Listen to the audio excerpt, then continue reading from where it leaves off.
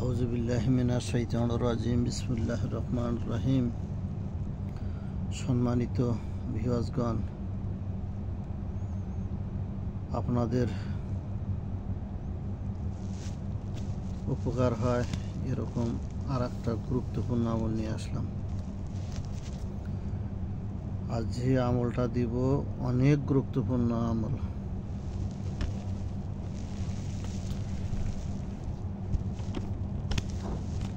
আমলটা হচ্ছে আশিক জিন দূর করার আমল,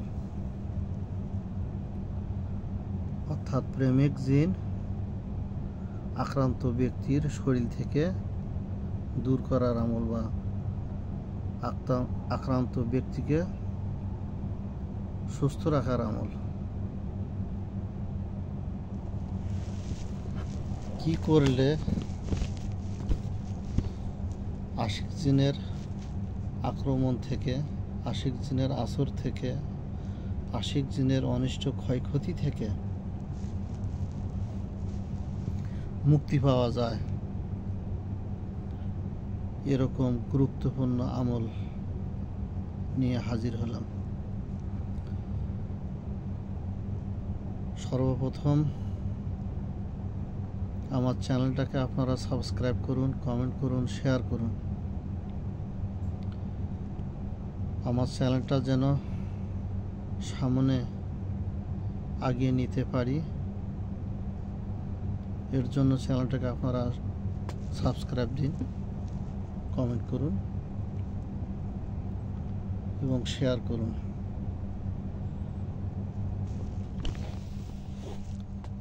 অনেক সময় দেখা যায়, বেশিরভাগ ক্ষেত্রে এটা মহিলারা আক্রান্ত হয়ে থাকে আশিক জিনের। সেটা যে কোনো বয়সের মহিলারাই হতে পারে, বিশেষ করে যুবতী মেয়ে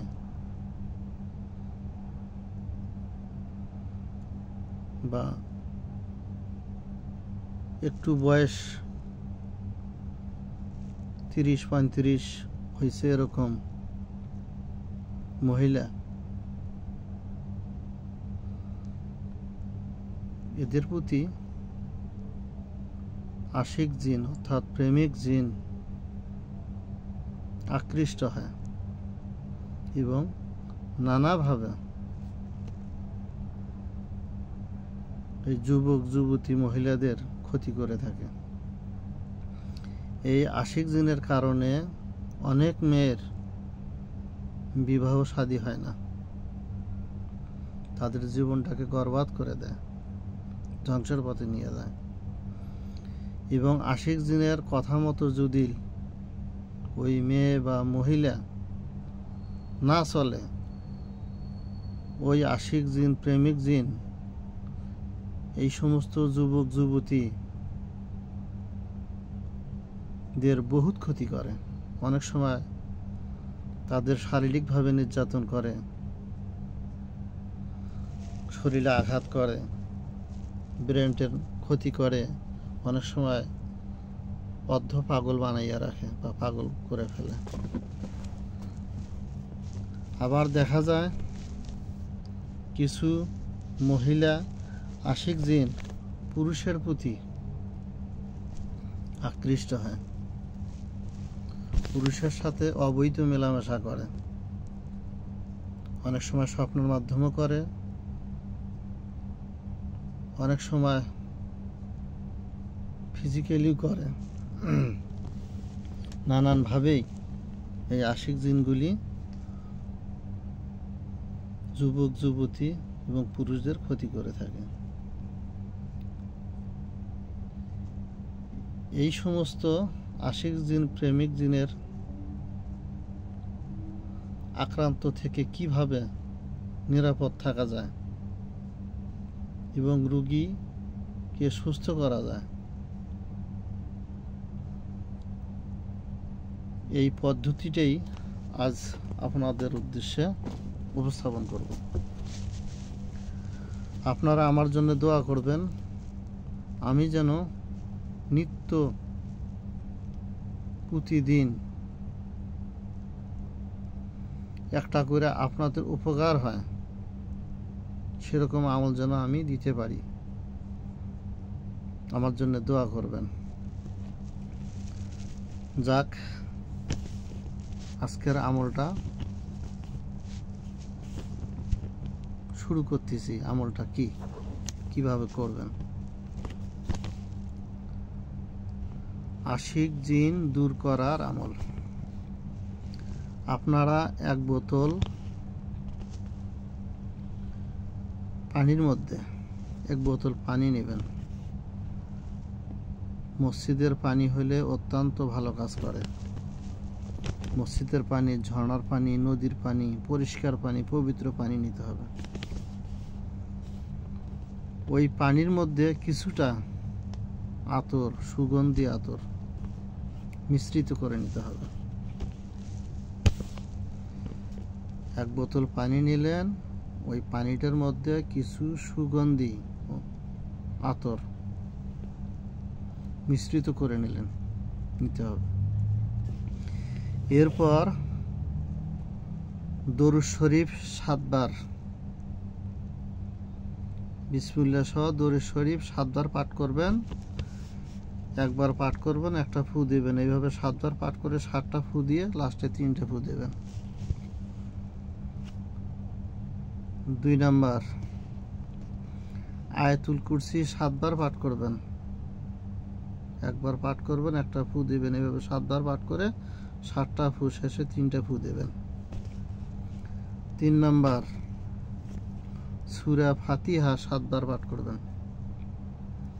সূরা ফাতিহা 7 বার পাঠ করে 7টা দম, অর্থাৎ 7টা ফু দিবেন, শেষে 3টে ফু। 4 নাম্বার, সূরা কাফিরুন 7 বার পাঠ করবেন, 7টা ফু দিবেন, শেষে 3টে ফু। 5 নম্বরে সূরা ইখলাস 7 বার, আগের নিয়ম অনুযায়ী করবেন। একটা ফু দিবেন, 1 বার পাঠ করবেন, একটা ফু দিবেন। এবার 7 বার পাঠ করে 7টা ফু দিবেন, শেষে 3টা ফু দিবেন। 6 নাম্বার, সূরা ফালাক 7 বার, 7 বার পাঠ করে 7টা ফু দিবেন, শেষে 3টা ফু দিবেন। 7 নম্বরে সূরা নাস 7 বার পাঠ করে 7টা ফু দিবেন, শেষে 3টা ফু দিবেন। 8 নম্বরে সূরা জিনের প্রথম 5 আয়াত। 8 নম্বরে সূরা জিনের প্রথম 5 আয়াত 5 বার পাঠ করবেন, 5টা ফু দিবেন, শেষে 3টে ফু। আপনাদের পানি তৈরি হয়ে গেল। এই পানিটা ব্যবহার করবেন কিভাবে? এই আসর মিশ্রিত পানিটা, পরা পানিটা কিভাবে ব্যবহার করবেন এখন সেইটা বলতেছি। এই পানিটা রোগীর শরীরে এরকম ঝাপসা ছিটা দেবেন, সারা শরীরে একটু ঝাপসা ছিটা দেবেন।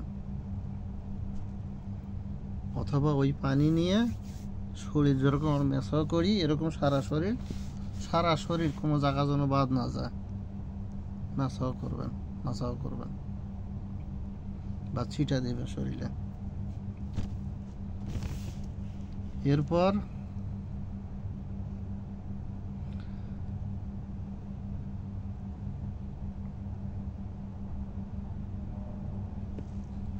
এরপর যেখানে ঘুমায় বা যে ঘরে ঘুমায় ওই ঘরে এই পানিটা, পরা পানি, এই আতর মিশ্রিত পানিটা ছিটা দিতে হবে সারা ঘর। আর যে বিছানায় ঘুমায় ওই বিছানাটায় ছিটা দেবেন, এইভাবে পানি ছিটা দেবেন। এইভাবে 21 দিন করতে হবে। এইভাবে 21 দিন পানিটা শরীরে ছিটা দিতে হবে এবং সারা ঘর এবং বিছানাতে ছিটাতে হবে। এইভাবে 21 দিন ইনশাআল্লাহ